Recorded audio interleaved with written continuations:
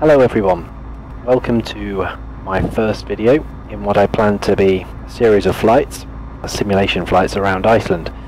I recently saw a forum post which asked where was good to fly around the country, sort of which airports to fly between, any sites that could be seen. So I decided to take a tour, post it up on video in various parts. I'm actually half Icelandic myself, so I fly around the country a lot. And we are very lucky in the flight sim world, if you like Iceland that is, as it's not neglected in any terms. There's been 2 sceneries that have covered the whole country in its history, which is pretty amazing considering some of the places that haven't been covered yet. The first was Aerosoft scenery, Iceland X, which was pretty good. I haven't flown in it for a long time, but it was a good scenery that, and then more recently we've had the Orbex scenery. This is the first video I've done for YouTube or filming purposes, so bear with me. There's a few issues such as the sound quality. I know the microphone I'm using on my headset isn't the best, but then again you can pretend it sounds like I'm actually speaking from a cockpit if you like.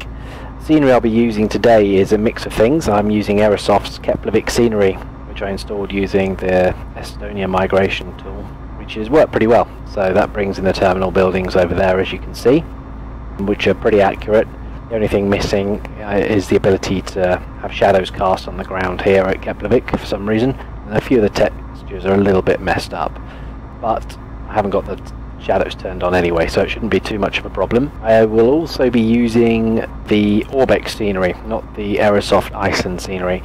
This will include FTX Global Textures, which is the textures as it sounds, FTX Vector, which are the roads, rivers, shorelines, things like that. And I'll also be including the FTX Open LC, which is the land class. Basically tells the sim where to place the textures from FTX Global. And underneath all that is the mesh, which is kind of the elevation and things like mountains and stuff. All of these layers together combined produce what I think is a really very realistic depiction of the country, as you'll see as we fly over. There's some very spectacular scenery to be seen. We will be flying around the whole country. Today we'll be just doing a short hop. We will fly around the whole country on a series of flights. Today I am in a general aviation aircraft, the Alabeo, I think that's how you pronounce it, Diamond DA40, which is an Austrian designed aircraft. It's a composite aircraft, small little aircraft, great for general aviation and perfect for flying around the country. I've also chosen this for a specific reason. The local aviation academy in Reykjavik, F.L.Y, uses the Diamond aircraft for their training purposes.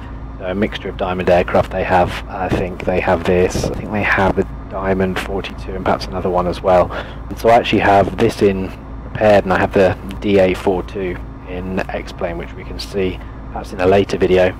I'll be using Active Skynex real weather. As you can see, this is the weather today. I have tried this and practiced a couple of times with real weather, and with it being Iceland, it's been impossible on some days, but today it seems alright. I'll show you the weather in a minute. No cloud shadows on today. It does add a really good level of immersion, but also kills the frame rates, I've noticed when filming, so I won't bother with cloud shadows, and hopefully they'll be fixed for version 2.3 of Prepared, which is coming out soon. I'm using Rex 4 textures for the clouds and the skies and the various bits as well. And as you'll see, you'll notice that I'm moving around in the cockpit with the view. That is with TrackIR. Now I'll try not to move around too much, but I will be looking up and down at various things outside of the screen, so if I do, I apologise for making you feel sick. So let me just bring across a chart for where we are. We are currently at Keflavik Airport, so I'll bring this in. So let me just find that. So here's a chart for the airport. We're currently parked just here where my mouse pointer is, and we'll be departing on runway 11 to the east. We will actually take a turn to the south after takeoff and overfly a Blue Lagoon, and then we'll turn east along the peninsula. Today's flight is along the Reykjanes Peninsula, which is basically between Keflavik and Reykjavik. We'll take a flight over volcanic ridges, Lake Keflavik, then we'll turn north to pass over the town of Hafnarfjörður. Then we'll fly into Reykjavik, probably landing on runway 19, which probably isn't actually the right runway for today. I'll just show you Reykjavik Airport. reason being, I think the wind's coming from 090, but I actually want to land on runway 19 because in real life I've seen a number of the small aircraft coming in to land on this in crosswind conditions. It's great for training purposes and practicing, so I thought it'd be a bit of fun to do it. So I'm not sure what the weather is like there, I'll check in a minute, but this could be a fun landing with a crosswind. So we'll take off from runway 11 here anyway shortly, and on the way I'll try and give you some like tour guide info if you like. There is some traffic as well injected, as you can see some aircraft parked over there, some Iceland Air jets. I'm using ultimate traffic too. I turn it on and off depending on what I'm doing, because it really does also take up some system bandwidth and memory and stuff, but this being Iceland, there isn't a huge amount of traffic right now particularly anyway, there's no one moving around, so I thought we'd be safe to do that. So let's get this set up and ready for us to take off and head on our way on this short trip. Right, so I'll just bring the weather across so we can have a look. This is active Sky next, so let's find where my aircraft is. Here we are. So this is a depiction of the clouds above us accurately. We are at BIKF here. Here you can see, actually I'll bring it up over here, BIKF. So the conditions are the winds from 080 at 11 knots, so not too bad actually.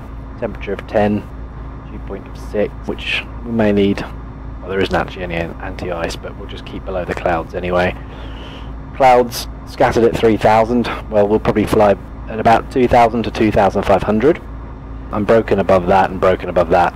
And the altimeter is 1010 or 2983, which we'll go ahead and set now. I'll also just double check. I would imagine it's the same in Reykjavik. 2983 it is indeed, and the weather is pretty much identical. So let's set that up, 2983. It's here.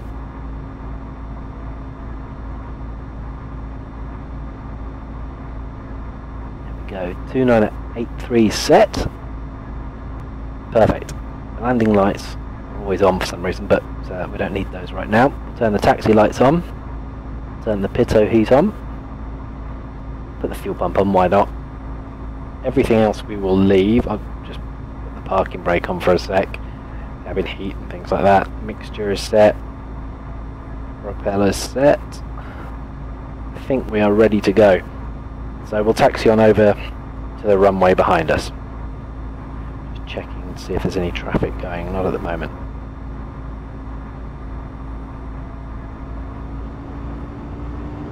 Release the parking brakes. I'm actually flying this with a standard Saitek joystick, and I also have a GoFlight throttle quadrant for the throttles. I do have a yoke as well, but I won't use it on a stick aircraft. I try and be accurate if I can.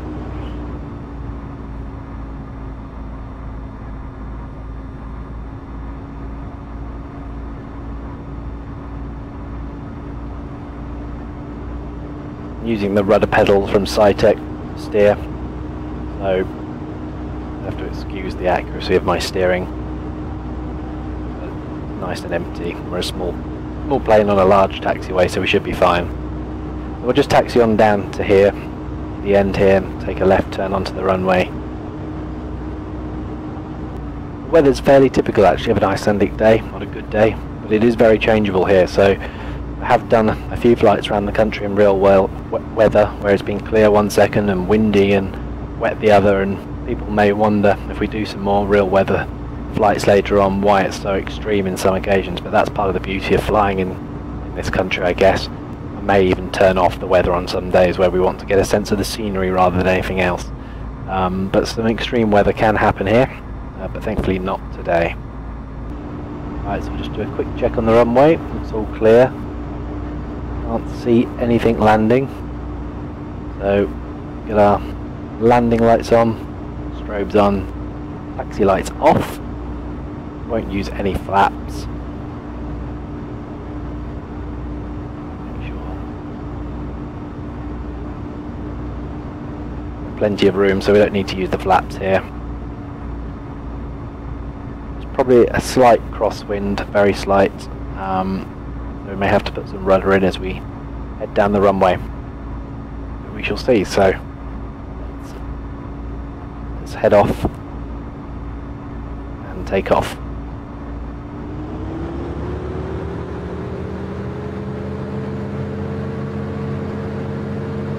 That's full thrust. Thanks a little bit of right rudder because of the wind. 80 knots, we should be able to lift up gently now. This plane does get off the ground extremely well. Just trim it to nice.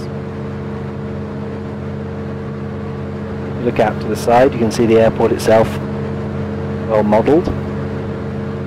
Good visibility today, you can see right across the harbour, the bay I should say. We'll take a right turn now, head slightly southwards, across the old airport buildings.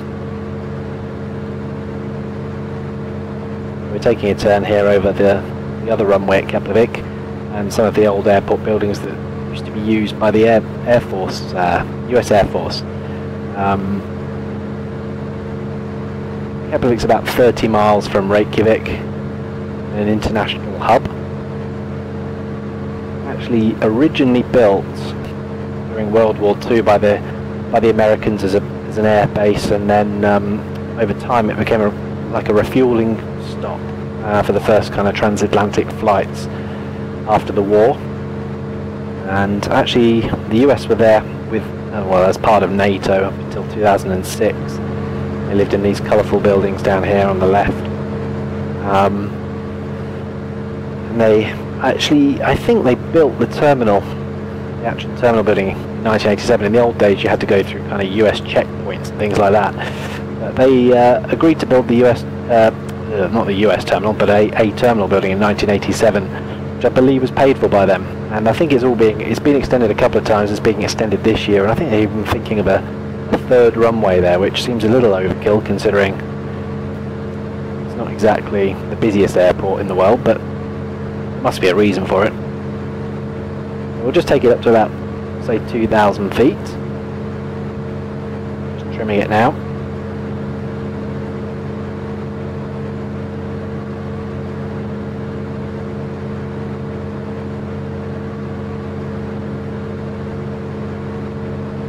See the moon rising off on the left there, quite nice.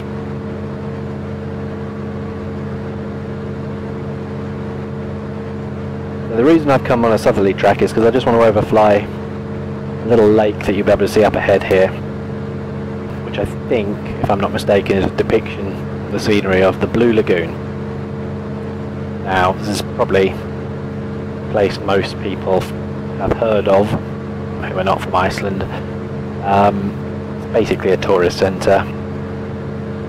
Just next to it is a geothermal power station, which is sort of depicted in this scenery in a big building. And geothermal plant has some wastewater, and I think in the 70s people started basically laying in the wastewater, and they realised it had some good minerals and bits and bobs in it, and it became a tourist attraction because it's very nice to bathe in it, basically. I actually haven't ever been here despite having visited Iceland many times. It's one part of the country that I don't know, well, that I haven't visited properly. So that's just there over our nose. Now, the reason I'm showing this is just so you can see the depiction of the scenery that's beneath us. If you actually look out to the left here, it's a kind of a barren, stark landscape, and that's actually very accurate because this whole peninsula is actually a lava field in effect.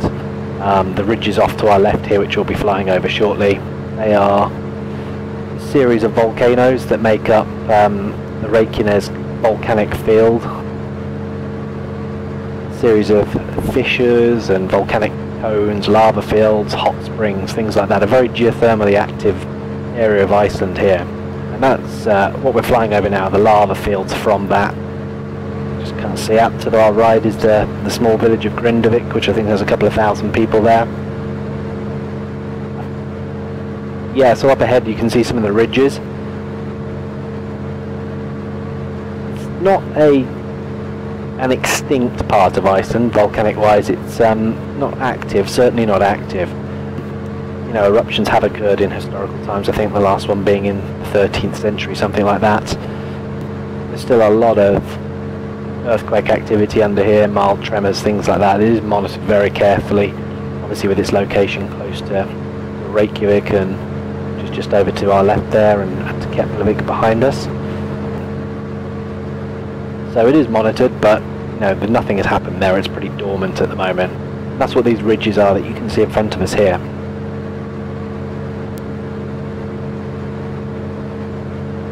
As we fly over these ridges, actually, you might get to see the effects of active sky next, which is very, very clever. Actually, it does actually simulate updrafts quite accurately. So as you come across over to higher ground, particularly on a warmer day, you can sometimes see the aircraft getting pushed around a little. So we'll watch for that any second now as we come up over these hills. Not too much of an updraft today. It seems to be pretty. Oh, actually no. Here we go. Slight bumping around. You can see the turbulence caused from that, which is pretty amazing if you think about it. We're all pretty steady here. Just reduce the throttle slightly. If you look over to your left, you can just see there the centre of the screen now, a kind of cone rising out of the lava field, and that is a volcano called Keflavik.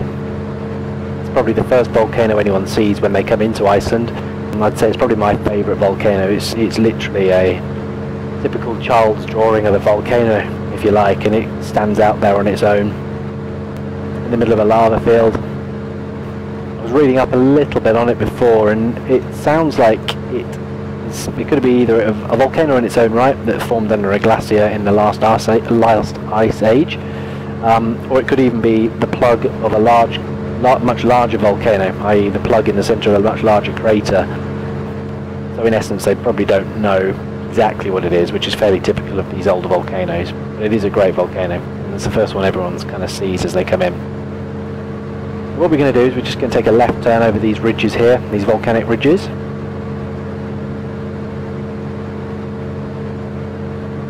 Just being bumped around ever so slightly. Turn the landing lights off. I must point out that, whilst yes, I'm going to fly as accurately as I can, this is a relatively easy aircraft to fly, so if I miss things like landing lights or reducing the mixture, the leaning and things like that, it's more because I'm concentrating on flying and also talking, which turns out not to be as easy as I thought, but bear with me anyway. It's more about showing the scenery.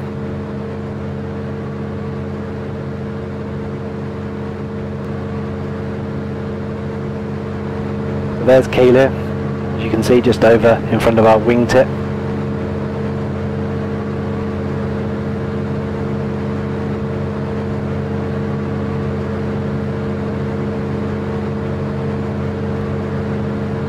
Lovely composite wings there. We're heading,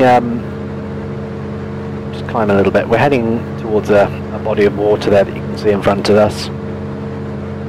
Somewhere I visited on my last trip actually. I thought it would be quite a good place to fly over. Called Keflavik. It's an unusual place, very barren, stark landscape around it. Very much devoid of anything, it seems. Certainly there were no cars there when we were there. It's a lake that's about 97 metres deep, and the reason I thought I'd fly over is it's quite interesting. In 2000, actually when I lived in Iceland for a summer to do some work, there was a series of earthquakes just to the east, actually, probably about 80 miles to the east of this place, which I felt magnitude 6.6 and I think 6.5 I believe, in the summer of 2000.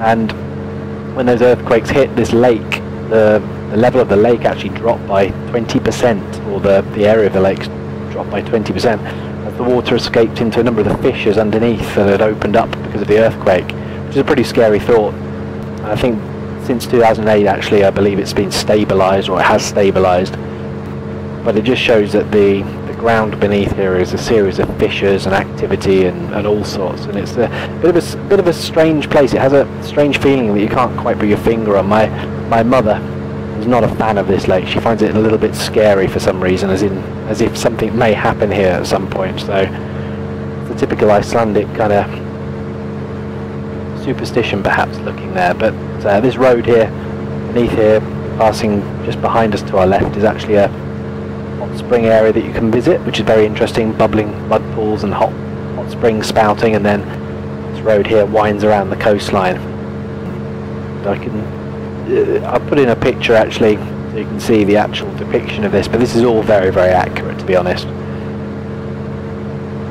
Look just like I remember it, although I would say the water in the lake is almost black because of the depth, and I think maybe because of the grey day that I was there, but it was a pretty dark, foreboding looking lake.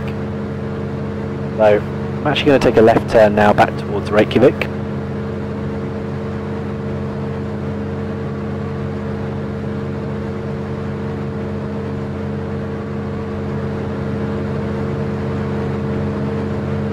Just see Keflavik there to our left. Again, being pushed around ever so slightly by the updrafts and turbulence off these ridges. Definitely adds a lot to the flying experience, particularly when you consider the modelling of the actual flight simulator itself in Prepared or FSX are not rated particularly highly. This does add a huge amount of realism to things. We'll see that comparison probably a little bit in X-Plane when we fly around in that, which is much more accurate in terms of its flight modelling.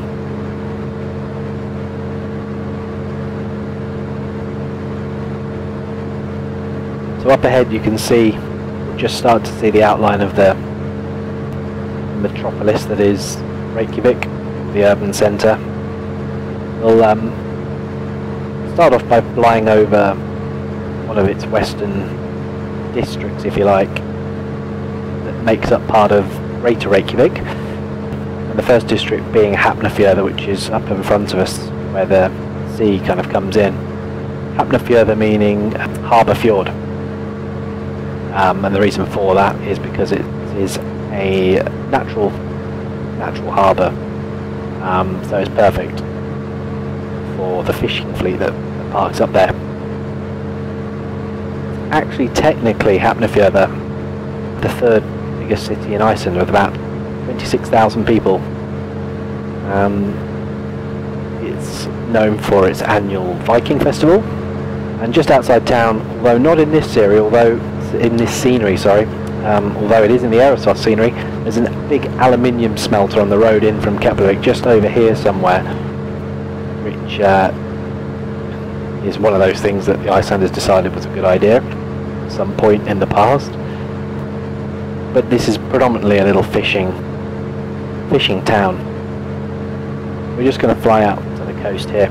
It also happens to be where my parents live as well. They live, we'll actually overfly them and have a wave down. Beneath us you can see the great textures there for the lava field. Just off to the left there you can see a golf course, which is actually perfectly placed in terms of the scenery, albeit it's not a green golf course like that. It's actually a golf course in the lava field, and that is called Keflavik. So another thing called Keflavik, they like Keflavik in this part of the world. So you've got the Keflavik Aviation Academy, Keflavik Golf Course, Keflavik Mountain.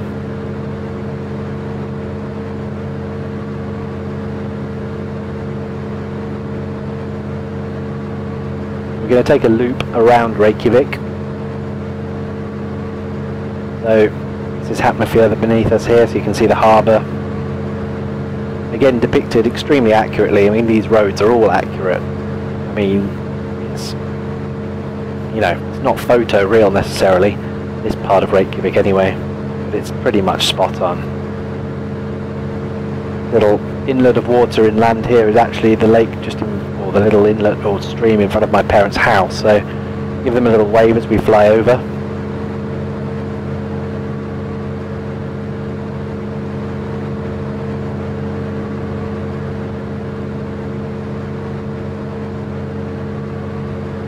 During that time we've also managed to descend to about 1400 feet by accident, but that's alright, gives us a better view of the city.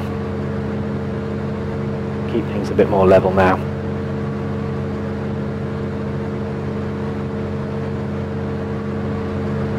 And off to our left are the various districts. You can just see the airport off off the front of the wing there. The various districts which start with Garðabæ, quite an affluent suburb, Keflavik, just kind of jutting out on that land before the airport, and then downtown Reykjavik, just off there in front of the wings now. Flying out in some of the outer suburbs, another golf course.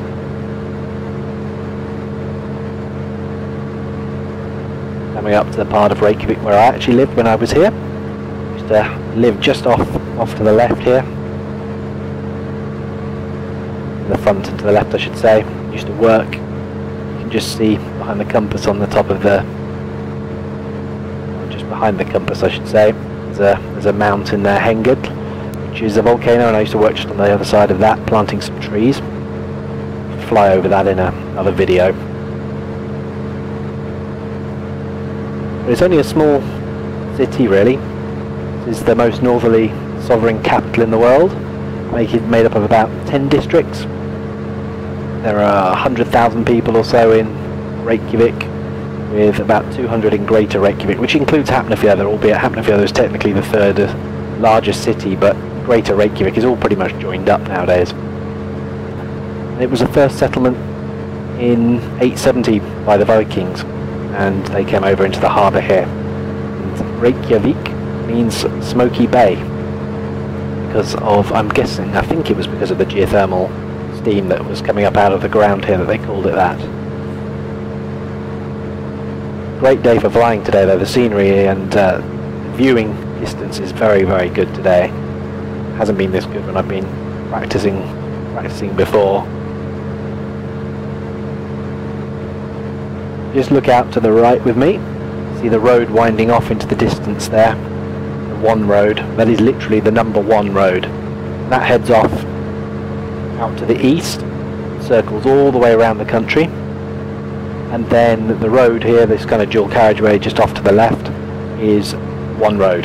That's the other end of it. That one heads up to the north, around and under those fjords just off to our left here, which we'll turn around to now, and joins up. And we'll pretty much follow the number 1 road actually, because it's the easiest way to fly around, darting off, I guess, at various points to show different things, and also when we get into the west fjords where where there isn't the one road, there's other roads. So it's actually a very good point of reference when you're doing a tour if you can find the road, and you can get back on it. You can just follow it to the next point of civilization, and usually an airport. And in fact, when things have got tough for some of the pilots, or they've run low on fuel, they have been known to land on the road and refuel at a petrol station. I've seen that on the news, or in the distant past, perhaps in the 80s, a few characters have done that. I don't think it happens every day though, but it's quite a nice little story. So just up in front is the mountain that overlooks Reykjavik, Esja. Another volcanic mountain formed under a glacier this time. But a long time ago, sort of 3.8 to 1.8 million years ago. And it's very well known for its hiking paths. In the summer it's beautiful to hike up there. You can hike up to the highest point, which is just about there, which is a very nice thing to do, pretty easy to do. My grandmother did it actually with us once, so it is very easy. And it gives a great view of the scenery around here, districts and parts of Reykjavik beneath. And it looms large over the city. And you use it for a measure, I guess, of how hard a winter is. Well, traditionally I have, because even in the height of summer, if it's still got snow up there, you can see snows have lasted longer than other years and things like that. So it's an ever-present presence, if you like. So we're just taking a left turn over the actual bay outside of Reykjavik, taking quite a big loop in. Before we get on to finals, and we'll start to come down slightly. We've also increased our altitude ever so slightly, so bring it down around 1,000 feet. Try and bring the speed down a little bit as well.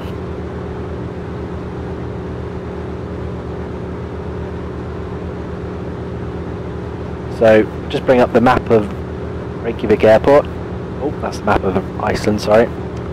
So, it's very quickly. We'll be coming in on runway 19.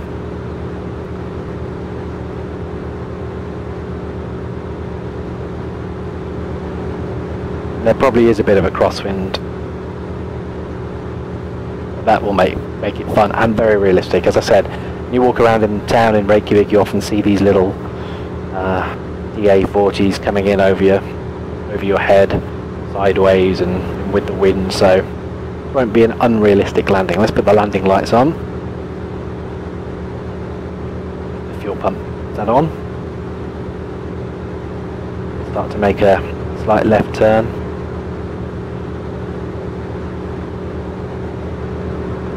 There's the runway lights off to our left. The Reykjanes Peninsula, from whence we came.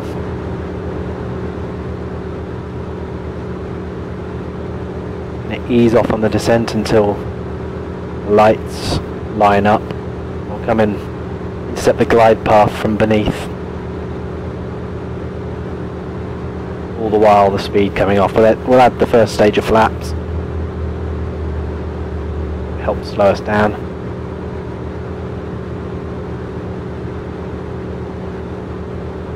So let's try and get ourselves established. Slightly off. I think that might be because of the wind.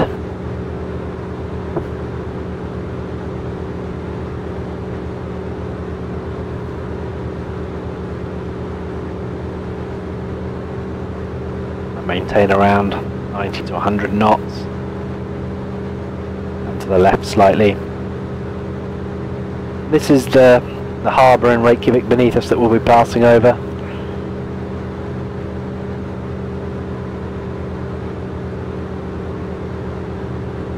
We've definitely got a slight crosswind here. This looks about what it's like when you see the aircraft coming in above you. They're coming in at an angle. This is relatively normal. Makes it more interesting at least. On the glide slope you see 2 white lights, 2 red lights. Not what I'd say, we're probably on the localizer just. We're doing everything visually.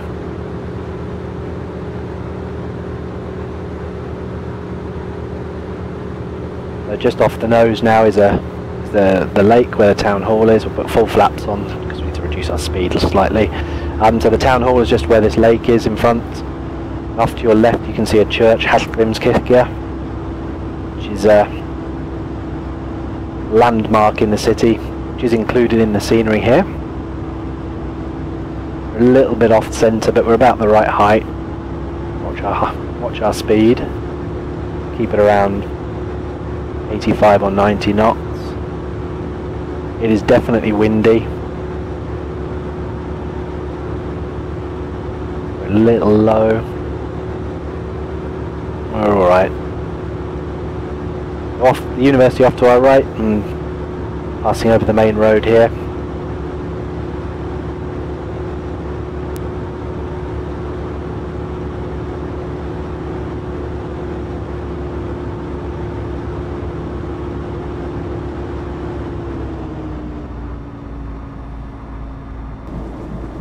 And we're down. Steering is not great, so apologies on that, but we'll try and slow down the aircraft slightly. We can make a left turn here.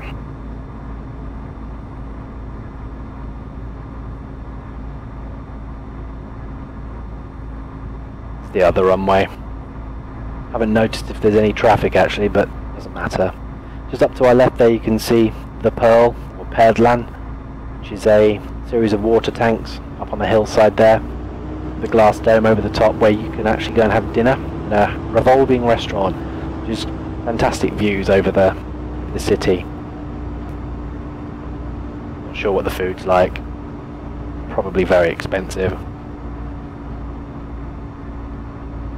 This is Reykjavik Airport, which is a fairly decent sized airport actually. Pretty active little airport. All the domestic flights, or majority of them, leave from here up to the various parts parts of Iceland which we'll be seeing in later videos. Flying Fokker F-50 aircraft, I believe. Just park it in front of this hangar. And we will end the first video there. I hope you enjoyed this first little take on Iceland tour. Let me know if you'd like me to do some more of these videos. I plan to do some just purely because I enjoy flying around Iceland myself, and it's good to perhaps show you some of the scenery that's around here, because it's well worth exploring. So until next time, I will see you again soon.